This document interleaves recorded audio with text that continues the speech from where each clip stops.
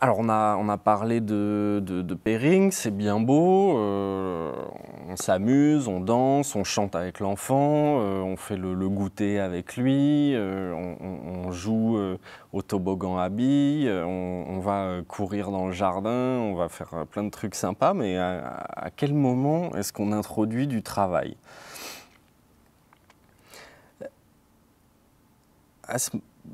En fait, accepter la valeur sociale, comprendre que autrui a une certaine valeur, c'est un travail en soi. Donc c'est pour ça que dès les premières étapes du pairing, on est engagé dans un processus de travail, et même dans un processus de travail qui est très, très important, incontournable, parce qu'il touche au noyau même des difficultés des personnes avec autisme. Cette difficulté à traiter les événements sociaux, à comprendre la valeur, la valeur sociale des personnes autour de nous. Donc il ne faut pas qu'on brûle les étapes, il ne faut pas qu'on se dise mais non, le pairing ça ne sert à rien, il faut qu'il s'asseye au bureau, il faut qu'il travaille, il n'y a que ça qui compte, il faut qu'il apprenne à compter, à écrire, il n'y a que ça qui est important. Non, ce qui est important, c'est de mettre en place les bases manquantes, en particulier sur ces comportements sociaux, pour avancer de façon plus sereine dans le futur. Ensuite, quand on dit quand est-ce que je commence à introduire le travail, quelque part, le mieux, au moins au début, ça serait que le travail, ça ne soit pas perçu par l'enfant comme du travail. C'est pour ça, quand on parle de pairing, on parle beaucoup de plaisir, d'amusement, que l'enfant va apprendre des choses, va apprendre la valeur du nouvel éducateur, du nouveau psychologue, mais sans s'en rendre compte. Et au fur et à mesure, c'est ce qu'il faut qui nous guide aussi quand on va proposer différents apprentissages, c'est comment rendre ces apprentissages le plus agréable possible, le moins contraignant possible. Et c'est de cette façon-là que l'enfant avec autisme, c'est peut-être vrai pour les enfants avec un développement typique aussi, pour qu'ils apprennent de la meilleure façon possible. Maintenant, évidemment, il va falloir qu'à certains moments, on s'asseye. Quand on va à l'école, il faut s'asseoir au bureau, à la maison. On ne va peut-être pas passer notre vie à chanter, à danser. De temps en temps, il va falloir s'asseoir pour faire un peu des activités. Si on rencontre un souci avec un enfant qui ne veut pas venir s'asseoir au bureau, qu'est-ce qu'on se pose comme question? À votre avis, pourquoi il ne veut pas venir? Il y a plein de possibilités. Qu'est-ce que ça représente pour lui, le fait de venir s'asseoir? Et c'est ça qui va nous guider dans la façon dont on peut résoudre ce problème-là. Tout simplement en commençant par ne pas proposer toujours des activités contraignantes quand l'enfant vient s'asseoir avec nous.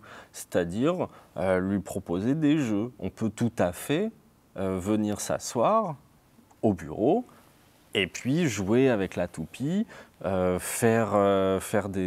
regarder un livre qu'il aime bien avec son personnage favori, faire des bulles de savon. On peut tout à fait venir prendre le goûter sur la table, à l'endroit où on va plus tard lui proposer des activités un petit peu plus contraignantes. Donc c'est là aussi un processus de pairing où on associe des activités très plaisantes avec le fait de venir s'asseoir. Et évidemment, si l'enfant a des difficultés sur ce type de comportement, venir s'asseoir, on va travailler dans différents environnements. On va travailler à cuisine, dans la chambre, à l'école, sur tous ces moments-là pour que l'enfant comprenne bien que s'asseoir, et s'asseoir pas que pour travailler, mais aussi pour faire les activités qu'on aime bien, c'est pas quelque chose de si désagréable que ça. Si cela est nécessaire, Si c'est vraiment très difficile pour l'enfant de venir s'asseoir, on peut commencer à faire du pairing juste avec la table ou juste avec la chaise. On pourrait tout à fait imaginer que pour un enfant, ça soit tellement difficile, tellement aversif de venir s'asseoir au bureau, qu'il faille juste mettre la table, mettre des jeux sur la table, prendre les jeux sur la table, jouer autour de la table avec tout ce qu'on a mis dessus, sans devoir s'asseoir, pour que déjà la table, ça soit vécu comme quelque chose, un stimulus, un événement, quelque chose qui n'est pas finalement si désagréable que ça. Et puis après, une fois que c'est bon, une fois que l'enfant est familiarisé avec la table, et ben là, on peut rajouter la chaise. Et puis de temps en temps, on s'assoit pour prendre un jeu, et puis on se relève, et puis on s'assoit à nouveau. Et comme ça, on va de l'un à l'autre et on diminue le caractère aversif de la table, de la chaise. On augmente le caractère renforçant de la table, de la chaise, et puis l'enfant va petit à petit s'habituer à venir s'asseoir, et puis nous, on pourra petit à petit lui donner des petites instructions, lui dire de faire des choses faciles au début, et après des choses de plus en plus difficiles. Un autre point relatif au pairing, qui est souvent rapporté par les personnes qui travaillent avec des enfants avec autisme ou par les familles, c'est un enfant qui n'écoute pas quand on prononce son prénom. Et comme pour la table et la chaise, on se pose la question, pourquoi est-ce qu'il n'écoute pas ? Si on voit un petit peu dans la vie de tous les jours, à quel moment est-ce qu'en général on l'appelle, ce cher petit garçon ou cette chère petite fille ? Ben, on va l'appeler au moment où on va lui proposer des contraintes, des consignes. Viens, c'est l'heure de prendre ton bain, pour l'enfant qui ne veut pas prendre son bain. Arrête de regarder la télé, on prononce le prénom de l'enfant, et viens manger. Donc on va avoir tendance à utiliser son prénom toujours quand on lui demande de faire des choses, quand on lui impose des contraintes ou qu'on lui donne des consignes. Donc à ce moment-là, qu'est-ce qui se passe ? Par un processus d'association, l'enfant entend son prénom et de façon automatique, il se dit « Oh là là, quelque chose de pas sympa qui risque de se passer, on va encore me demander de faire quelque chose, on va encore me demander de faire des efforts, on va encore me faire arrêter quelque chose que j'aime bien. » Donc quel est l'intérêt pour l'enfant de réagir quand il entend son prénom ? Aucun intérêt. Donc ça, c'est une habitude à prendre pour nous, déjà d'arrêter de dire son prénom à chaque fois qu'on a besoin de lui donner une consigne et une contrainte. Et à l'inverse, qu'est-ce qu'on constate quand on va dans le milieu naturel ? Ben, on constate que les parents, les éducateurs vont souvent utiliser son petit surnom, mon chéri, mon amour, etc., pour féliciter l'enfant. Et on se retrouve dans une situation où, en général, les familles, les éducateurs vont avoir tendance à utiliser le prénom de l'enfant pour donner des consignes, et à l'inverse, vont utiliser son petit surnom sympa, mon titounet, pour le féliciter. Donc forcément, l'enfant n'a aucun intérêt à réagir quand il entend son prénom. Donc nous, on prend ça en compte et on va essayer de faire l'inverse. Pas utiliser les surnoms pour le féliciter, utiliser son prénom quand on le félicite. Ne pas utiliser constamment son prénom quand on donne des consignes ou des contraintes. Et dans certains cas, si c'est vraiment très aversif pour l'enfant, on peut juste utiliser son prénom quand on donne le renforçateur. Juste associer le prénom au renforçateur. Quand c'est le moment du repas, on prononce le prénom de l'enfant et puis on lui donne à manger. S'il ne sait pas manger tout seul, on lui donne la cuillère. Et comme ça, on répète son prénom à chaque fois qu'on donne la cuillère. Et de cette façon-là, il associe son prénom à quelque chose de positif.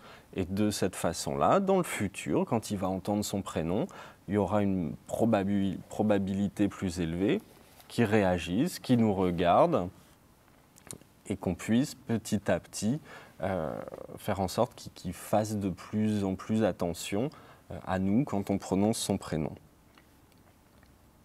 On peut dire son prénom dans des moments neutres aussi, tout au long de la journée, pour qu'il soit habitué à l'entendre et que ce prénom ne soit pas uniquement lié à des contraintes. Et ça, c'est un petit point que pas directement lié au prénom, que plus lié, on va dire, au regard. Le fait, dès que l'enfant regarde spontanément vers nous, on peut renforcer, on peut le féliciter, parce que le regard, c'est un événement social qui a une certaine valeur et qu'il faut qu'on puisse continuer à le renforcer au jour le jour. Quelques dernières informations sur le processus de pairing. Le pairing, c'est quelque chose qui ne s'arrête jamais. Le pairing, c'est quelque chose de dynamique. Et comme toute relation interpersonnelle, c'est quelque chose qui va être en constant mouvement. Ça va être tout le temps en train de bouger. Et nous, comme on sait que le pairing, c'est particulièrement important pour que l'enfant soit attentif à nous, pour qu'il nous écoute, pour qu'il puisse, dans le futur, suivre nos consignes, on va toujours garder en tête, le pairing ne s'arrête jamais. Je peux, à chaque fois que j'arrive chez l'enfant, prendre 2-3 minutes pour faire quelques moments de pairing, que ça soit un petit peu sympa. Finir l'activité, finir la séance éducative par du pairing, par quelque chose que l'enfant aime bien, et puis que ça soit lié à notre présence pour que ce pairing continue en permanence. Il faudrait qu'on puisse aussi, si possible, incorporer du pairing lors des temps de renforcement, c'est-à-dire que quand l'enfant a droit à quelques minutes de pause, un renforçateur, une activité, ça serait mieux que cette activité se fasse avec nous que sans nous. Alors évidemment, il y a des moments où l'enfant avec autisme, il a besoin d'une vraie pause, qu'on arrête d'être sur son dos.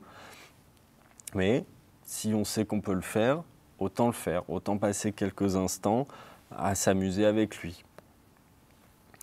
Incorporer du pairing lors des activités de travail, là c'est tout au long de la séance, participer avec lui, jouer avec lui, être enthousiaste, s'amuser, que le moment où on est là soit un moment vraiment agréable.